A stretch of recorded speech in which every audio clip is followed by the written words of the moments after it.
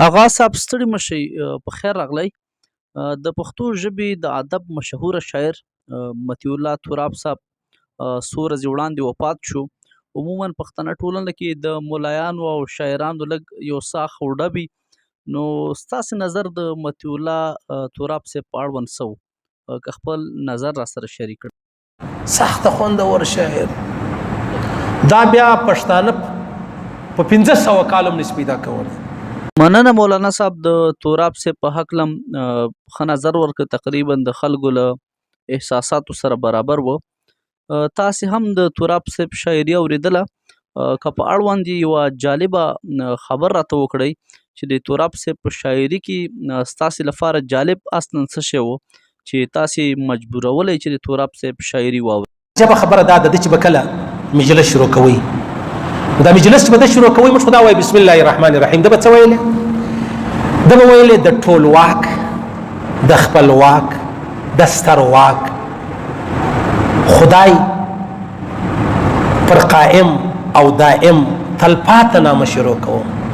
مولانا صاحب، ستاسې په نظر تراب صاحب کوم ډول ذهنیت او فلسفه درلوده چې هغه په خپلو شعرونو کې تعقیبوله؟ دا اسلام پاله وه، قوم پاله وه، یعنی شعرونو یې کوم رنګ درلود اصلا؟ دا ذهن اسلامي و، اسلامي ذهن و.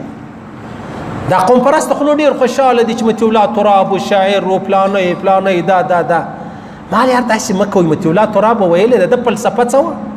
فلسفه یې دا ویلې چې اسلام پکې اول مضمون وانخلئ، چې تی مطلب یو وطن آزادوي پلانی کوي، چې اسلام پکې اول مضمون وانخلئ، په یوه نه خود به تش پښتون وانخلم. مولانا صاحب، که د تراب صاحب کوم شعر را سره شریک کړئ چې ستاسې لپاره ډېر زیات جالب وي او اوریدونکي به هم واوري؟ جنت نه غواړم د ستا در یادومې نه، که دې پخپله راته راکړئ غورځومې نه. ماته څه مه وایه، فقط یو نجات راکړه ماته. ماته څه مه وایه، فقط یو نجات راکړه ماته د قبر د پولیسو نه برات راکړه. مننه مولانا صاحب چې د تراب صاحب په هکله هم را سره مرکه وکړه یوه لنډه.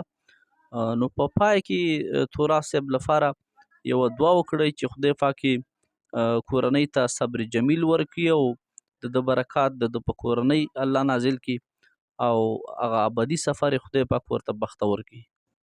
الله پاک دې د یادونه تل یاد ژوندي لري. الله پاک دې د اشعار ژوندي و آباد لري. د پر کور دی الله برکتونه ووري. د پر بچانو د پښتنو د پاره ډیر خدمت، د دین خدمت، د پښتو خدمت، د وطن خدمت، د ملت خدمت، ډیر خوندور خدمت یې وکړي. الله پاک دې جنت عدن نصیب کړي. الله پاک دې دغه یوه خبره ده محمد تر دین دی مور او زما پلار قرباني، دغه دې الله جن قبول کړي.